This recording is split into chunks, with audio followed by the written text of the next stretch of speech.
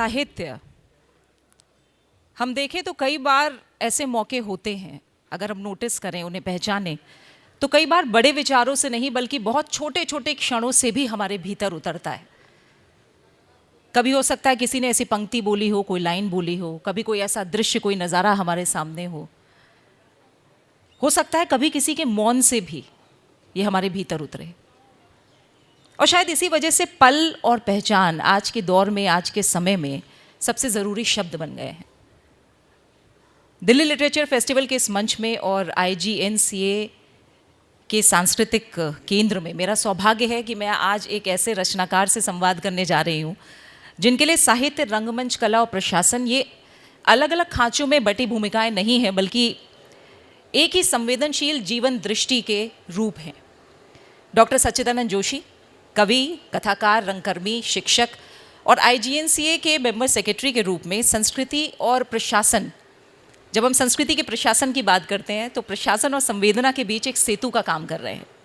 आज हम उनकी पुस्तक पल भर की पहचान के बहाने हम सिर्फ उनके लेखन की नहीं बल्कि उनका जो भी अनुभव अब तक रहा है, उनकी जीवन यात्रा, उनकी दृष्टि, आज हम इसकी भी बातचीत करेंगे।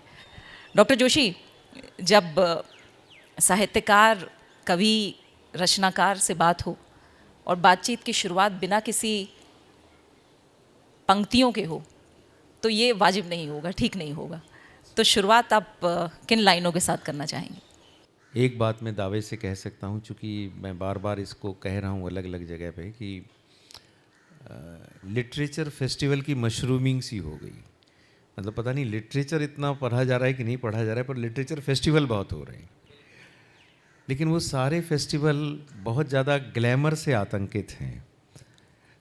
लेकिन दिल्ली लिटरेचर फेस्टिवल को जिस तरह से मैं देखता हूँ, ये उन रेयर लिटरेचर फेस्टिवल्स में से है जहाँ पर लिटरेचर की बात पूरी संजीदगी से हो रही है, और इसके लिए हम लोग एक बार ताली बजाकर यहाँ के लोगों का इस्तकबाल कर सकते हैं। एक कविता मैं सुनाता हूँ, शायद आप लोगों को सबको कहीं छुएगी, तो बात का एक माहौल, मूड अलग तरह का बन सकता है, पर देखते हैं। हम इन दिनों सब लोग डिजिटल टेक्नोलॉजी के युग में हैं और हमारे इर्द गिर्द सब डिजिटल टेक्नोलॉजी की ही बातें होती हैं। तो एक कविता मैंने लिखी थी, क्लाउड और बादल। कई जगह पढ़ी गई, कई लोग उसको पसंद करते हैं, इसलिए आपको सुना रहा हूँ। उस दिन मेरा मोबाइल गुम होने पर किसी ने सलाह दी, अपनी पूरी जानकारी क्लाउड पर रखा करो, सहेज कर रखो उसमें फ़ोन नंबर, पते और फ़ोटो और सारे महत्वपूर्ण दस्तावेज, ताकि गुम हो जाने पर तुम्हारा मोबाइल ये सब न हो जाएं गुम और तुम उसे वापस पा सको। हैरत में था मैं, कितना बढ़िया तरीका है अपनी खोई जानकारी पाने का। लेकिन दूसरे ही क्षण सोच में पड़ गया मैं, और याद आ गया मुझे मेरा बचपन, जब मेरी दादी की मृत्यु हुई थी और 4 साल का मैं पूछता था अपने पापा से, कहाँ चली गई दादी मेरी, और पापा मुझे बहलाते हुए कह देते, दादी उधर दूर बादलों में चली गई है और वो देखती है मुझे वहाँ से। उसके कुछ दिन बाद नाना जी के जाने के बाद भी तो यही कहा था माँ ने, और इतना ही क्यों, मैंने भी तो अपने बेटे से मेरे पापा के जाने के बाद यही कहा था कि वो तुम्हें दूर बादलों से देखते हैं। और तब मेरा नन्हा सा अन्नू अपनी हर खुशी साझा करता था उनसे, ऊपर हाथ उठाकर आसमान की तरफ इशारा करके बोलता था, बाबा। सब कुछ कितना सहज, कितना सरल था, बुज़ुर्गों का बादलों में चले जाना और हमारा ये मान लेना कि वो देखते हैं हमें वहाँ से। तकनीक ने आज अपना क्लाउड बनाया है, ज़रूरत पड़ने पर ले आते हैं हम वहाँ से अपनी खोई हुई बातें। ऐसा क्लाउड कोई कब बनाएगा जिसमें से वापस आ पाएंगे मेरे पापा, नाना और दादी? पता नहीं, शायद कभी नहीं, क्योंकि क्लाउड तो क्लाउड है, बादल थोड़े ही है। बहुत बढ़िया, बहुत बढ़िया। तो डॉक्टर जोशी, किस तरह से हमारे अनुभव, हमारी संवेदनाएं, हमारा एक तरह से जाहिर करने का तरीका समय के साथ बदल रहा है, ये हम सब महसूस कर रहे हैं। जब मैं आपकी भूमिका को देखती हूँ तो आपको हम कई रूपों में जानते हैं, रंगकर्मी, साहित्यकार, प्राध्यापक, कला प्रशासक के रूप में, और भी बहुत से रूप हैं आपके। इतनी सारी भूमिकाओं में आप अपनी पहचान सबसे ज़्यादा करीब, सबसे ज़्यादा समीप किसके पाते हैं, और एक तरह से इतनी सहजता के साथ इतने रूप आप कैसे साध लेते हैं? देखिए, रूप कोई नहीं है, रूप तो आप अकेले ही हैं, और हम सभी, मतलब आप, ये आपकी भलमनसाहत है कि आप मुझे इतने सारे रूपों की बात कह रही हैं। हम में से हर एक व्यक्ति अलग अलग रूपों में जीता है। हम सभी अपने अपने जीवन में अलग अलग समय पर अलग अलग कैरेक्टर प्ले करते हैं। जब आप दफ्तर में रहते हैं, आप बॉस की भूमिका में रहते हैं। जब आप बॉस के कमरे में जाते हैं तो आप मातहत की भूमिका में हो जाते हैं। तो आपका व्यवहार जैसा बॉस जैसा रहता है वैसा ही मातहत जैसा तो नहीं होता, बदल जाता है। घर में रहते हैं तो पिता की भूमिका में रहते हैं, पत्नी के सामने रहते हैं तो पति की भूमिका में रहते हैं, बहन के सामने रहते हैं तो भाई की भूमिका में रहते हैं। वही माँ है जो माँ है, पर वो उसकी बड़ी बहन आ जाती तो वो कैसे छोटी बच्ची बन के छोटी बहन बन जाती है।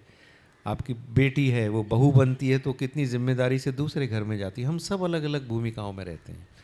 तो वही सारी बहुत सारी भूमिकाएं हैं। मेरे साथ थोड़ा सा फ़र्क इतना है कि मैं हर एक भूमिका में कहीं ना कहीं थोड़ी सी रचनात्मकता, थोड़ी सी क्रिएटिविटी ढूंढने की कोशिश करता हूँ। और चूँकि क्रिएटिविटी ढूंढने की कोशिश करता हूँ, इसलिए कोई भी भूमिका हो उसमें मुझे बहुत रस आता है, बहुत रंग आता है। लेकिन अगर आप मुझसे पूछें कि सबसे पहली और सबसे प्रमुख पहचान मैं अपनी क्या बताना चाहता हूँ, तो मुझे लगता है कि थिएटर मेरी पहली पहचान है, क्योंकि थिएटर ही मुझे सारी चीज़ें सिखाता है। एडॉप्टेबिलिटी, परिस्थिति के साथ समझौता करना, परिस्थिति के साथ चीज़ों को बदलना, ये भी आपको थिएटर सिखाता है। आप जिस परिसर में यहाँ बैठे हैं, बहुत लोगों को पता होगा कि ये पुराना जनपथ होटल है, और आप में से बहुत लोग जो पहले कभी जनपथ होटल में आए होंगे, आप महसूस करते होंगे कि इसका वो स्वरूप नहीं है जो आप तब जनपथ होटल आते थे।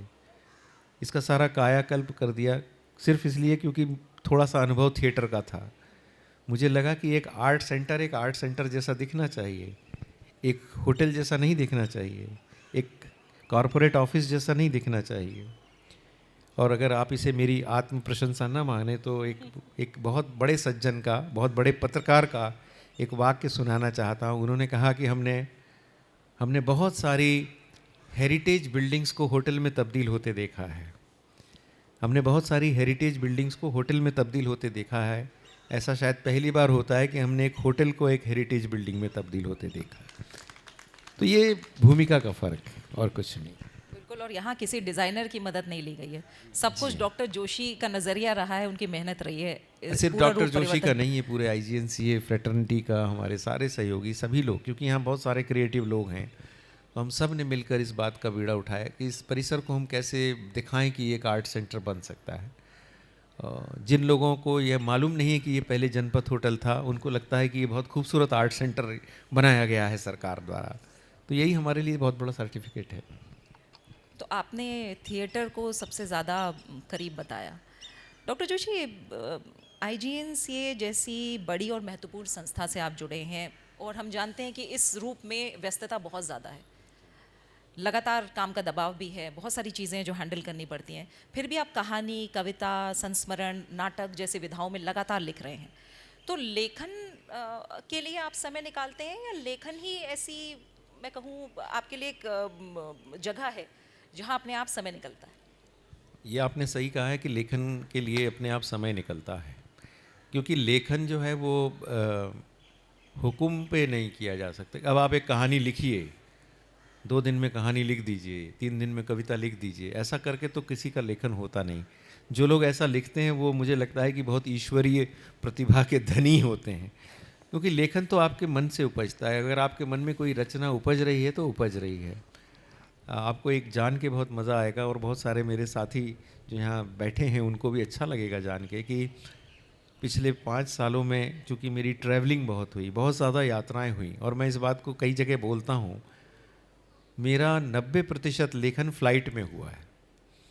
क्योंकि फ़्लाइट में आपका 2-2.5 घंटे मोबाइल बंद रहता है, तो 2-2.5 घंटे आप या तो सोइए, या फिर कान में कुछ लगा के सुनते रहिए, या दूसरों की पंचायत में नाक घुसेड़ते रहिए। उससे अच्छा मुझे लगता है कि मैं अपना मोबाइल निकालता हूँ और मैं उस पर लिखना शुरू करता हूँ।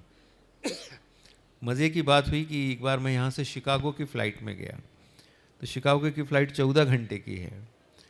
14 घंटे की फ़्लाइट में मैंने जो कहानी एक लिखना शुरू की, जो मेरे दिमाग में कई दिनों से घूम रही थी, तो वो कहानी मैंने 5,500-6 हज़ार शब्दों की पूरी कहानी उस फ़्लाइट में लिख डाली, और मुझे बहुत सुकून मिलता है।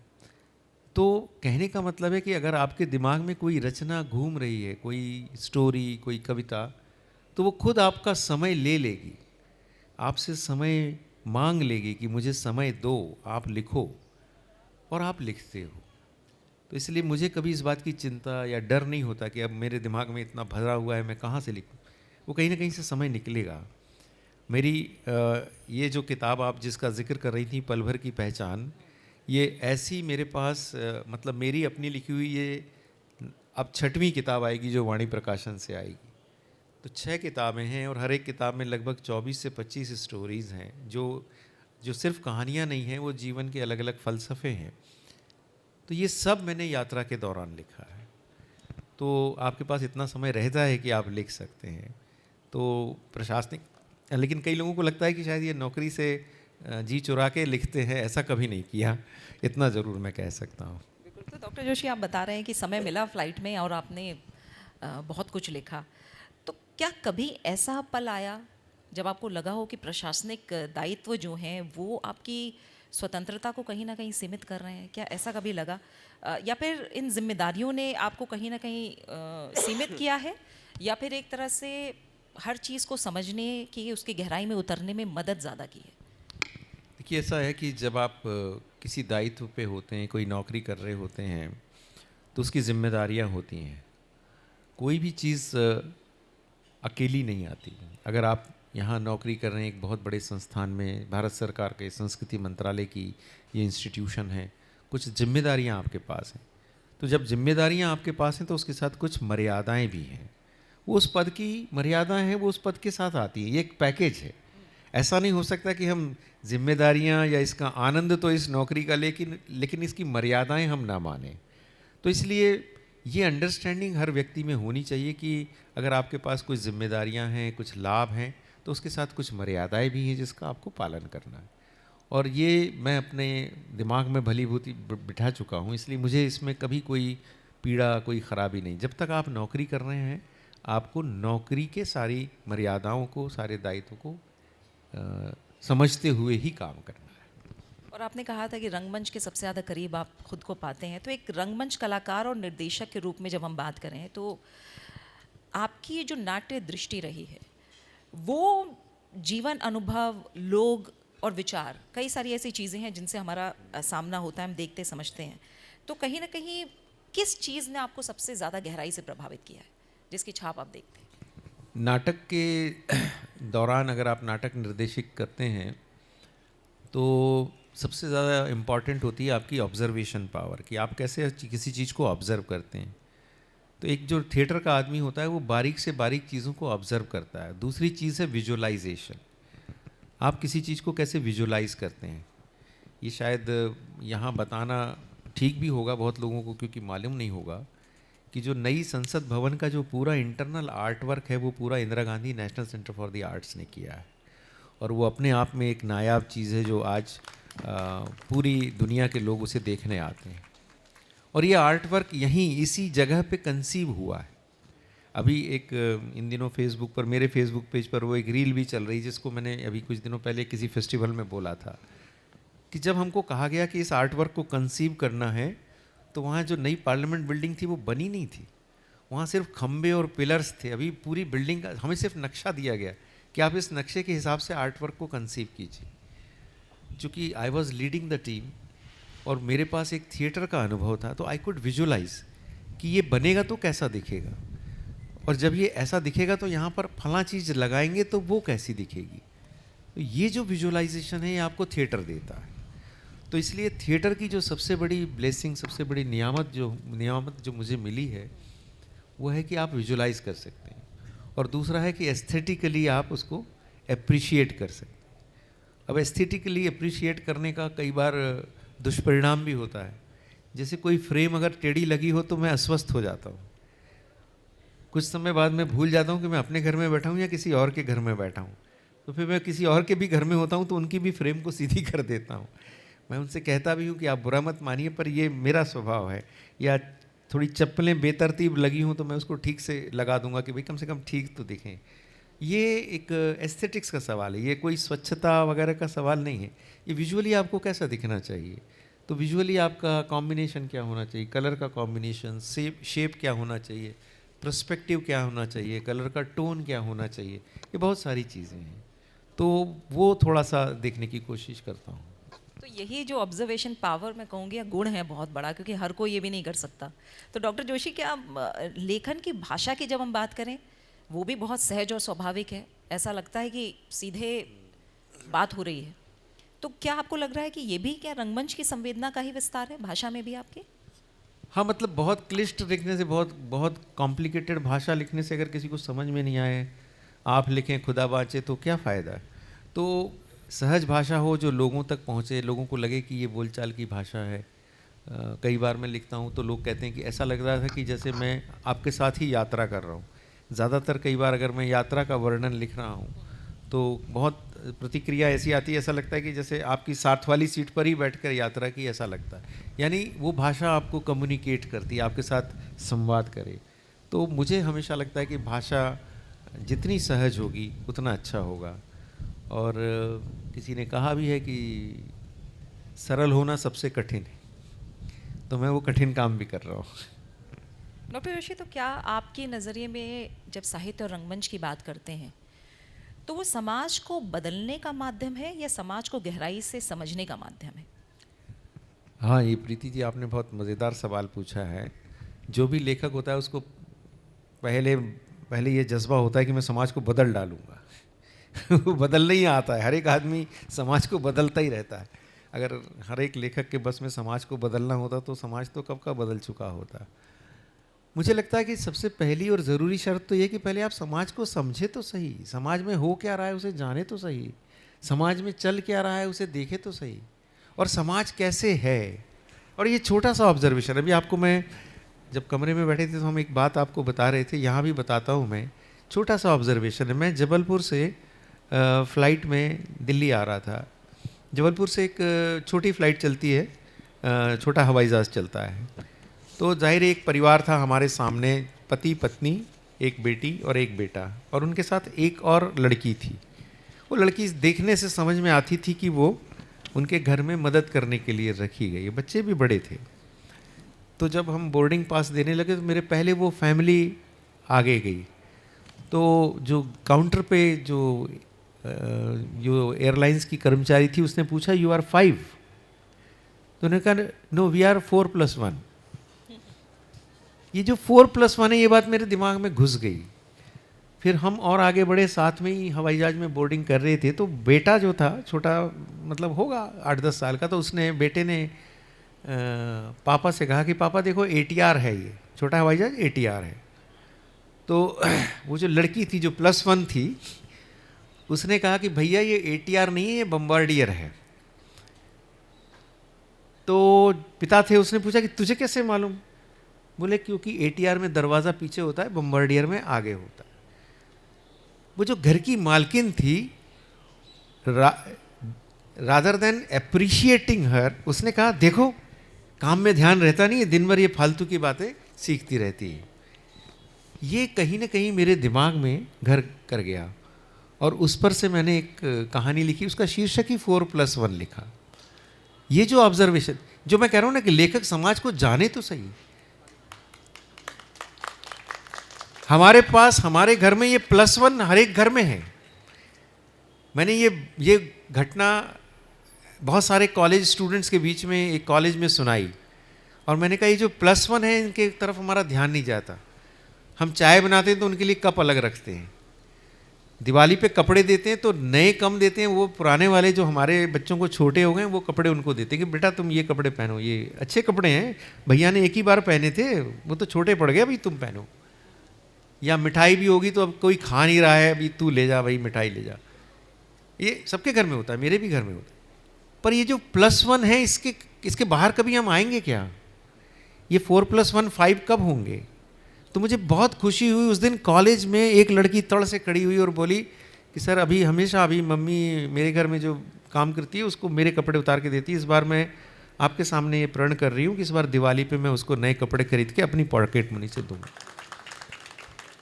एक बेटे ने कहा कि मैं आज ही जाके मेरे जो किचन में जो अलग से कप रखा है वो तोड़ दूंगा, जिस कप में मुझे मम्मी दूध देती उसी कप में उसको। ये समाज का बदलाव, इस समाज को देखने की ज़रूरत है। लेखक का कर्तव्य क्या है कि कम से कम समाज की जो चीज़ें हैं वो आपके सामने थोड़ी सी खोल के तो रख दे।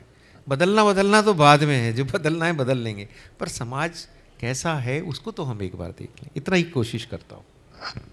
अब आपके जीवन पर छाप की अगर बात करें डॉक्टर जोशी, आपकी माँ पद्मश्री से सम्मानित लेखिका श्रीमती मालती जोशी हिंदी साहित्य की एक सशक्त और संवेदनशील आवाज़ रही हैं। आपके लेखन और सोच में उनके प्रभाव को आप कैसे देखते हैं, महसूस करते हैं? एक सचेत प्रेरणा के रूप में आप मानते हैं या फिर कहीं ना कहीं जीवन में धीरे धीरे उतरती हुई विरासत के रूप में आप इसे महसूस करते हैं? देखिए, जब मैंने लिखना शुरू किया था और मेरी माँ तब भी काफ़ी प्रसिद्ध लेखिका थी, तो मुझे याद आता है पहली कविता मैंने 12 या 13 साल की उम्र में लिखी थी, और वो कविता थोड़ी सी भारी थी, मतलब वो खून, सड़क पे खून और लाश, इस तरह का कुछ तो भी लिख दिया था। कविता अच्छी थी, पर माँ को लगा कि मैंने किसी और की चुरा के लिख दी है, तो माँ ने कहा बेटा अपना लिखा करो, दूसरे का मत लिखा करो। तो मैंने कहा नहीं मैंने ही लिखी है। उसके बाद थोड़े और बड़े हुए तो हम कुछ लिखते थे तो संपादक लौटा देते थे कि कुछ अपना लिखो। मैंने कहा मैं अपना ही लिखा है, किसी और का लिखा नहीं। लेकिन इस तरह से मांझने लगे, तो फिर हुआ ये कि भाषा का, अच्छी चीज़ें पढ़ने का, अच्छी चीज़ें देखने का, ये सारे संस्कार हमारी माँ ने हमारे अंदर विकसित किए। तो उसका फ़र्क ये पड़ा कि जब अपन ने लिखा या जब अब हमने लिखना शुरू किया तो उसी तरह की भाषा, उसी तरह की शैली, वही ऑब्जर्वेशन। मेरी माँ की सारी कहानियाँ बहुत दूर की नहीं, अपने इर्द गिर्द की, परिवार की, पास आस पड़ोस की, समाज की होती हैं। मैं भी कोशिश करता हूँ कि जो कहानी के बीज हों वो वैसे ही उठाए जाएं, और लेकिन उनकी नकल करने की कोशिश नहीं करके अलग कुछ लिखने की कोशिश करता हूँ। लेकिन एक दिन एक बहुत बड़े साहित्यकार थे, उन्होंने एक बहुत अच्छी बात कही। बोले मैं फलां मैगज़ीन में ये कहानी पढ़ रहा था और पढ़ते पढ़ते मुझे लगा ये कहानी तो मालती जोशी जी जैसी है, लेकिन नाम देखा तो सच्चिदानंद जोशी, तो आप उनके कौन लगते हैं? तो मेरे लिए शायद ये सबसे बड़ा सर्टिफिकेट था कि कम से कम मेरी कहानी में उनकी छाप दिखती है। और कोशिश करता हूँ कि जितना सहज वो लिखती थी उतना ही सहज लिख सकूँ। तो आपको कॉपी करने के लिए मना किया था माँ ने, लेकिन जब हम आपकी रचनाओं को देखते हैं डॉक्टर जोशी, तो स्त्री का पात्र बहुत गरिमामयी और मानवीय संवेदना के साथ सामने आता है। तो क्या ये दृष्टि भी पारिवारिक संस्कारों की ही देन है या माँ की जो लेखकीय दृष्टि है उससे आकार लिया इसने? दोनों है। मैं कहता हूँ कि परिवार के संस्कार भी हैं और माँ की लेखन की दृष्टि भी है। और ये बहुत मज़ेदार है, क्योंकि जो बहुत लोग बैठे हैं यहाँ पर वो इस बात को शायद गौर करेंगे। हमारे घर में हम दोनों भाई थे, और हम चूँकि पिताजी इंजीनियर थे तो हम बहुत छोटे छोटे गांव में रहे, जौरा में रहे, छतरपुर में रहे, जहाँ सारी अपब्रिंगिंग जो है वो घर में ही, घर के संस्कारों से होती थी। तो मेरी माँ हमेशा इस बात के लिए सचेत रहती थी और एक ही बात मुझसे कहती थी कि आप लोगों को अपना कैरेक्टर ऐसा रखना है कि आपकी कंपनी में कोई भी महिला अपने आप को अनकंफर्टेबल महसूस ना कर सके, क्योंकि अगर ऐसा होता है तो वो तुम्हारे लिए डिस्क्रेडिट नहीं है, एज ए मदर वो मेरे लिए डिस्क्रेडिट है। आज अगर आपका बच्चा गली मोहल्ले चौराहे पर जाके किसी लड़की को छेड़ता है तो किसी और को नहीं, पहला थप्पड़ उसको उसकी माँ ने मारना चाहिए। ये क्या संस्कार है? मेरे बच्चे के मन में, उसकी आंखों में हम क्या देखना चाहते हैं? वहशियत देखना चाहते हैं या इंसानियत देखना चाहते हैं या सकारात्मक भाव देखना चाहते हैं? ये घर से आते हैं, ये संस्कार से आते हैं। तो वो संस्कारों की थाती हमारी माँ ने हमें बहुत अच्छी तरह दी और हम इस बारे में खुशकिस्मत हैं, और इसीलिए वही संस्कारों की थाती हम आगे लेकर जाना चाहते हैं। संयोग से मेरे भी 2 ही बेटे हैं और आज वही बात मेरी पत्नी भी मेरे बच्चों को कहती है। तो मुझे अच्छा लगता है कि ये संस्कार फ्लो करते हैं, एक के बाद एक संस्कार फ्लो करते हैं। और जाहिर है कि जो लेखन है, फिर अगर आप अपने मन से किसी महिला को असम्मानित होता नहीं देख सकते तो वो मेरे लेखन में कैसे आ सकता है? वो मेरे लेखन में भी नहीं आता। इसलिए मेरी भी कहानियों में हमेशा जो फीमेल कैरेक्टर है, जो नारी पात्र है, वो बहुत सम्मानित है। हमने कोशिश की है कि कहीं हमारे लेखन में हमारे समाज में जो नारी की इज्जत है वो कम नहीं होनी चाहिए। बढ़े तो बहुत ही अच्छा है। और अगर पल भर की पहचान की बात करें डॉक्टर जोशी, तो व्यक्ति की जो आंतरिक पहचान है और सामाजिक मुखौटा, हम जानते हैं ये सभी के साथ है, इसके बीच का द्वंद्व बहुत गहराई से दिखाई देता है इसमें। तो आज के समय में जब हर व्यक्ति कई पहचानों के साथ जी रहा है कहीं ना कहीं, आप पहचान को कैसे देखते हैं और परिभाषित करते हैं? मुझे हमेशा लगता है कि खुले दिल से मिलिए, खुले दिल से मिलिए और खुले दिल से बात करिए तो सारे मुखौटे उतर जाते हैं और आत्मा का संबंध बनता है। और आत्मा का संबंध ही सबसे बड़ा होता है। और आत्मा का संबंध वो नहीं जो नाते रिश्तेदार तो हमें हमारे माता पिता ने दिए ही हैं, विरासत में मिले हैं, या पास पड़ोसी आपके प्रारब्ध से मिले हैं, पर इसके अलावा भी जीवन में बहुत सारे लोग होते हैं जो आपके लिए बहुत ईश्वर की सौगात की तरह आते हैं। आपको एक छोटा सा किस्सा सुनाता हूँ। चेन्नई पांडिचेरी जाना था तो पहली बार हम लोग गए तो हमें एक जो हमारे ऑफिस ने ड्राइवर करके दिए वो तमिल बोलते थे और वो हिंदी भी नहीं जानते थे और अंग्रेज़ी भी नहीं जानते थे। तो अगली बार मैंने हमारे सहयोगी से कहा कि भाई कोई ऐसे ड्राइवर तो दीजिए जो कम से कम अंग्रेज़ी जाने, हिंदी जाने, कुछ तो जाने। अगली बार जब हम गए तो अचानक दिल्ली से जब बैठ रहे थे तो मुझे कॉल आया बहुत अच्छी अंग्रेज़ी में कि sir I will be waiting for you at the airport. मुझे लगा कि जिस कॉलेज के फंक्शन में मैं जा रहा हूँ वहाँ के कोई असिस्टेंट प्रोफेसर फ़ोन कर रहे हैं। जैसे ही हम चेन्नई में लैंड किए तो उन्होंने फिर मैसेज किया कि sir I am waiting outside. अच्छा, तब तक भी हमें एहसास नहीं हुआ। जब हम बाहर गए तो देखा कि एक बहुत अच्छे कपड़ों में, ड्राइवर के ही लेकिन बहुत अच्छी पोशाक में एक व्यक्ति खड़े हैं। वो बोल रहे हैं sir I have come to receive you. I was surprised कि मैंने कहा ये, तो फिर मुझे कहा कि साहब मैं स्पेशली आपके पास आया हूँ। दिन भर जब हम पांडिचेरी घूम रहे थे तो हमारी श्रीमती जी ने उससे बात की। बातचीत में ये मालूम पड़ा कि वो शख्स प्रोफेशनल ड्राइवर नहीं है, वो शख्स प्रोफेशनल कैमरा पर्सन हैं, फोटोग्राफ़र हैं। कमल हसन के साथ उन्होंने फिल्में की हैं, लेकिन उनकी कुछ फिल्म कंपनी में बहुत पैसा लगा, जो सारा पैसा डूब गया। उसके बाद उन्हें मजबूरी में ड्राइवरी करना पड़ रही। तो चूँकि बातचीत हुई तो हमारी श्रीमती जी के साथ उनकी थोड़ी सी घनिष्ठता हुई। वो अम्मा अम्मा बोल के उन्होंने बात करना शुरू कर दिया। लौटते समय वो हमारी श्रीमती जी को लेकर अपने घर भी गए चेन्नई में, अपनी बेटियों से मिलवाया। ये मैं बात कर रहा हूँ 2017 की। आज हम 2026 में हैं। तब से मेरा कोई भी ट्रिप चेन्नई का ऐसा नहीं हुआ जब वो सज्जन मुझे लेने ना आए हों। ऐसा भी नहीं कि इस दौरान उसकी परिस्थिति में बहुत इजाफा हो गया है, उसकी परिस्थिति लगातार बिगड़ गई। अभी वो टैक्सी चलाने की बजाय वो बस चलाते हैं जो रात में चेन्नई से कोची जाती है, और वो बस इसलिए चलाते हैं क्योंकि उसमें ज़्यादा पैसा मिलता है। लेकिन जो हमारे प्रति उसकी आस्था का भाव है और हमारा उसके प्रति जो आस्था का भाव है वो तनिक भी कम नहीं हुआ। आज अगर चेन्नई हम गए और उनको मालूम पड़ गया कि हमने उनको फ़ोन नहीं किया तो वो दुखी हो जाते हैं, बहुत गुस्से से मुझे फ़ोन करते हैं। और उसकी पराकाष्ठा तब हुई जब हमको एक बार कोयम्बटूर, जहाँ तंजावुर जाना था, तो हमें मालूम था कि हम चेन्नई में रुक नहीं सकते। तो उन्होंने रात को 9:30 बजे अपनी बेटी और दोनों बच्चों को लेकर एयरपोर्ट के बाहर कॉर्नर में खड़े थे, सिर्फ इसलिए कि वो हमसे मिले। अब आपको ऐसे संबंध द्रवित नहीं करते, आपका दिल नहीं भराता, आपको नहीं लगता कि क्या मेरा इससे नाता है, तो ये संबंध तो हमने यहीं से जोड़ लिया ना। तो हमारे इर्द गिर्द ऐसे कई सारे संबंध हैं जो आपके लिए बाहें फैला के खड़े होते। हम सिर्फ उनको क्यों नहीं एम्ब्रेस करते? क्योंकि हम अपने ही बैगेज से इतने परेशान रहते हैं। अगर आपके पास पानी का गिलास भरा हुआ है तो उसमें और कौन पानी डालेगा? तो सबसे पहले अपने आप को थोड़ा खाली करें, तो दुनिया में बहुत सारी अच्छी चीज़ें हैं जो आपको एम्ब्रेस करने के लिए तैयार हैं। और ये जो वाकया है डॉक्टर जोशी, ये लेकर जाता है ज़िंदगी का बोनस की तरफ, जो आपकी दूसरी किताब है। ज़िंदगी का बोनस जीवन को देखने की सकारात्मक लेकिन बहुत यथार्थवादी कहीं ना कहीं दृष्टि देता है हमें। तो आपके लिए जो जीवन का बोनस है वो किन छोटे बड़े अनुभवों या फिर रिश्तों से आता है?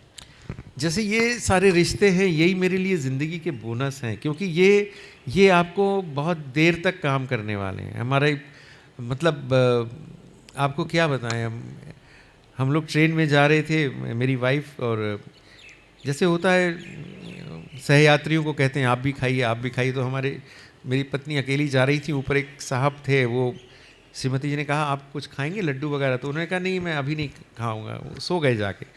सुबह 6 बजे वो उठे और उन्होंने श्रीमती जी को उठाया कि वो मैडम रात को आप लड्डू दे रही थी वो कहाँ हैं। तो ये अचानक बहुत सुबह 6 बजे आप लड्डू क्यों मांग रहे हैं? नहीं मेरी शुगर लो हो रही है, मुझे याद आया आपके पास लड्डू रखा है, आप लड्डू दे दीजिए। ये इंट्रोडक्शन था, आरंभिक बातचीत। उस आरंभिक बातचीत से ये हुआ कि आप कहाँ हैं, हम कहाँ हैं। उन दिनों मैं रायपुर में पोस्टेड था, तो वो बोले मैं भी रायपुर में जाता रहता हूँ, रिटायर्ड पुलिस ऑफिसर हूँ, केसेस में जाता रहता हूँ वगैरह वगैरह, और मेरा बेटा है वो उसे शादीशुदा है, मैं चाहता हूँ कि वो आपसे मिले। उसके बाद वो बेटा हमसे मिलने लग गया। आपको बता रहे हैं कि वो जो सज्जन थे वो चूँकि कैंसर पेशेंट थे, वो गुजर गए, लेकिन उस बेटे के संबंध आज हमारे साथ 8, 9, 10 साल हो गए, वैसे के वैसे हैं। इंदौर में वो रहते थे, इंदौर में मेरे बड़े बेटे की शादी हुई, पूरी शादी के मैनेजमेंट का जिम्मा उसने लिया। सब पूछते थे कि ये तुम्हारा नया भाई कहाँ से पैदा हो गया, अभी तक तो था नहीं, अचानक ये कहाँ से पैदा हो गया। मुझे भी बताते, मैं बड़ी शर्म आती कि अचानक कहाँ से पैदा हो गया, पर ये ज़िंदगी का रिश्ता है। आज जैसे मैंने चेन्नई की घटना बताई, आज मैं अगर इंदौर जाऊँ और उसको न बताऊँ, जबकि मेरा इंदौर में पूरा परिवार है, उसको न बताऊं तो वो कैसे भी करके कहीं भी होगा आपसे मिलने आएगा ही, और अधिकार पूर्वक कहेगा कि आपने मुझे क्यों नहीं बताया, मैं पूरे समय आपके साथ रहूँ। ये यही ज़िंदगी का बोनस है। और ज़िंदगी के बोनस की जो कहानी का भी शीर्षक यही था कि एक सज्जन थे, उनको अवार्ड मिल गया, राष्ट्रपति पुरस्कार मिल गया, इंजीनियरिंग कॉलेज में प्रिंसिपल हो गए, सब हो गए। जब सब मिल गया तो उन्होंने कहा कि मुझे समाज ने इतना दिया है, मैंने समाज को क्या दिया है। तो उन्होंने सिर्फ एक ही बात मुझे कही, जो वाक्य मुझे लगा कि अब after 75 years of age, this is a bonus of my life. जो मुझे ज़िंदगी मिली है वो एक बोनस है। So now I am spending that bonus into the society. गरीबों के लिए काम करते हैं, बच्चों के लिए शिक्षा करते हैं, वृद्धों के लिए सहारा करते हैं, कुछ भी करते हैं, पर समाज के लिए कुछ देना चाहते हैं। तो यही एक बोनस है जो मुझे भी प्रेरणा देता है, और इसी हिसाब से हम लोग आगे काम करते हैं। और आपने ये भी कहा कि संग्रह का उद्देश्य जो है वो किसी को कटघरे में खड़ा करना नहीं है, बल्कि आत्मलोचन है, आत्म अवलोकन है, आत्ममंथन है। आज के समय में डॉक्टर जोशी हम जानते हैं सबसे कठिन काम है आत्म अवलोकन करना जी। तो आपको क्या लगता है कि ये कितना ज़रूरी रचनात्मक साहस बन गया है आत्म अवलोकन? आत्मलोकन जो है वो सबसे कठिन एक्सरसाइज है, पर सबको करना चाहिए। नहीं करते तो बड़ी मुश्किल में रहते हैं। शायद ख़त्म ही हो रहा होगा, समय हो गया होगा। नहीं, आपकी बातों में समय पता नहीं लग पा रहा है। मुझे भी नहीं मालूम। लेकिन आप बात पूरी करें। इससे पहले कि आयोजक हमें भगाएं, हमें चले जाना चाहिए इज्जत से, या दर्शक हमें कहें कि अब चले जाओ भाई, कितनी देर हो गया। जी, अभी समय है। मैं आपको एक कविता सुना देता हूँ और उसके साथ शायद मेरी बात भी ख़त्म हो जाएगी। कल मैंने वहाँ NSD में भी सुनाई थी और आज भी मैं सुना देता हूँ। तो बस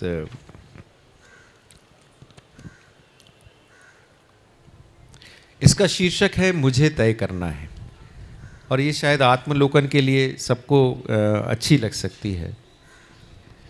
ऐसा बहुत कुछ है जीवन में, ऐसा बहुत कुछ है जीवन में जो मैंने नहीं किया, लेकिन ऐसा भी कुछ है जो सिर्फ मैंने किया है।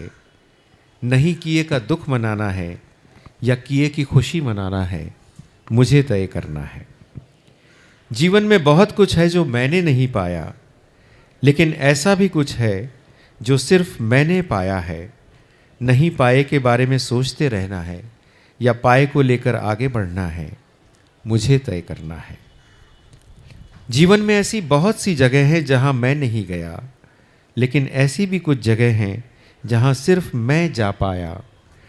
नहीं गए की खोज में रहना है या गए के साथ जाते रहना है, मुझे तय करना है। जीवन में ऐसा बहुत कुछ है जो मुझे नहीं मिला, लेकिन ऐसा भी है जो सिर्फ मुझे ही मिला है। नहीं मिले की कुंठा में जीना है या मिले का उत्सव मनाना है, मुझे तय करना है। ऐसा बहुत कुछ है जो किसी और की प्रतीक्षा में तय नहीं हुआ। ऐसा बहुत कुछ है जो किसी और की प्रतीक्षा में तय नहीं हुआ, लेकिन ऐसा भी बहुत कुछ है जो अनायास तय होते चला गया। किसी की बाट जोहते रहना है या अपना रास्ता खुद बनाना है, मुझे तय करना है, मुझे तय करना है। लेकिन डॉक्टर जोशी, एक सवाल का जवाब और, क्योंकि आज की जो दौर है वो बहुत तेज़ी से बदल रहा है, हम जानते हैं, और जो नई पीढ़ी है वो तेज़ी से बदलती दुनिया में ही लिख रही है, सोच रही है, पढ़ रही है। एआई की भूमिका और आगे और तेज़ी से बदलनी है ये सारी भूमिकाएं। तो उनके सामने, जो युवा पीढ़ी है, उनके सामने कहानी कहने और अपनी बात रखने के लिए चुनौती क्या है? और साथ ही इस दौर में आप साहित्य, रंगमंच और लेखन की भूमिका को कैसे देखते हैं? ये बहुत बड़ा सवाल है, लेकिन मैं इसको बहुत छोटे से मैं जवाब देता हूँ कि एआई हमारे लिए एक टूल है और आर्टिफिशियल इंटेलिजेंस के ज़रिए बहुत सारी बातें सहज सुलभ हो सकती हैं, लेकिन एआई एक ऐसी चीज़ भी है जो हमारी अपनी क्रिएटिविटी को मारती है। तो हमें उसके साथ सावधान रहना है। क्रिएटिविटी का एक बेसिक सिद्धांत होता है, क्रिएटिविटी हम कहते हैं कि इनहेरेंट होती है, पर वो इनहेरेंट नहीं होती, उसको भी आपको प्रैक्टिस करना पड़ता है। और इसका सबसे बड़ा उदाहरण मोबाइल फ़ोन है। मैं अपने ऊपर से बता सकता हूँ, हम में से बहुत सारे लोग जो मेरी या मेरे आसपास की उम्र के होंगे, एक समय था जब आपको 100-50 टेलीफ़ोन नंबर्स याद रहते होंगे। आज पूछ के देखिए कि कितने टेलीफ़ोन नंबर्स आपको याद रहते हैं। शायद 2 या 3 से ज़्यादा टेलीफ़ोन नंबर्स आपको याद नहीं रहते। कारण क्या हुआ कि जो मेरी रिटेंशन कैपेबिलिटी थी उसको मैंने इसके सामने सरेंडर कर दिया।